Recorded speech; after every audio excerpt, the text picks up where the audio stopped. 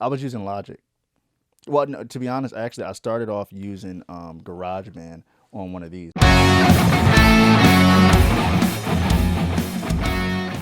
Where did you learn all this? Like me, I learned how to produce through YouTube University, through Tristan, the studio we're using. It's my guinea pig of teaching me little tricks. But Ableton's only been around for so long, and music production's hard to do. If you're a singer, you're a songwriter. You're a songwriter, you write lyrics. You're a singer, you sing. Production, if you can do all three, you're a master in this industry. You can do anything you want. And you can do all three. But where'd you learn everything? Well, singing from my mom, of course. You know, gotta shout out Mom Dukes for that one. She would, you know, perform for me and my sister, literally like put on shows, because she was signed to Rough Riders back in the day. So you familiar with DMX? And yeah. So she was signed with them at some point, and eventually, you know, things happened with, you know, her and with me and my sister. You know, my dad was murdered when I was 5 or so, so she didn't have him around to help out as much, and so she kind of chose us, you know, over her career. And, you know, I'm, you know, forever indebted to her, not just for her being my mom, but just, you know, that was her dream, you know? And so I learned that from her. I didn't really think that it was going to translate the way that it did, because I didn't really want to sing.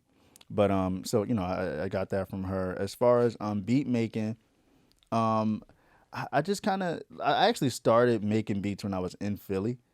What were you using? I was using Logic. Well, no, to be honest, actually, I started off using GarageBand on one of these, on the iPod. The OG? Yeah, the iPod 4, 4th generation. Wow. I did an entire mixtape on GarageBand. Seriously? Yeah, it was called The Outlines of Grace. Yeah. Where'd you get you just use all the preset kicks? And I used all the preset stuff. And then that is, I remember trying to mess with that when the iPods and iTouches all came out. Yeah. Can't do it. Yep. I need a whole computer. I did the whole shit on there, bro. I did everything. And so that's where I was introduced to it. And then the homie Aaron, like I used to work at Apple. I met my homie Will. And then Aaron, he's a producer. His family's in the business. And so I learned a lot more from him and took what I had, which was a lot of rock-based, soul-based stuff. Right. And then, you know, he has a lot of production and really kind of like a master of sound design and stuff like that. So I took those things from him and just kind of meshed the two together. Yeah, that is awesome. So you went from producing all that. When was your first song? My first song? Like doing all this, you moved to LA. When was your first song, or did you not produce your first song? My first song that I released, or just overall first song that you made, that you ever made? Philly, Atlanta. Okay, yeah, first song I ever made was. Like it's you singing. It's your first. Like I'm gonna put it out there. Everything, yeah. Yeah.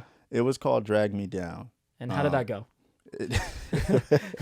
Just like every artist would say, my first song, it was great in the moment. It was great in the moment. I loved it. I had all these stacks. I was like screaming like Prince. I think at some point I was like, I was screaming like Prince. I was singing like Stevie Wonder, playing the guitar like Nirvana, playing the drums. You know, it was crazy, man. But again, all this is on the iPod though. That is crazy. Yeah.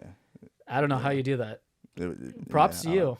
Hey man, it made Logic easy for you. I had to get it done. Well, yeah, that's why the transition was, you know, kind of seamless. Hey guys, if you enjoyed these short clips, don't forget to go on Mic for Success on Spotify, Anchor, and Apple Music to check out the full podcast. Also, don't forget to like and subscribe, and put comments down below on things you want to hear in the future.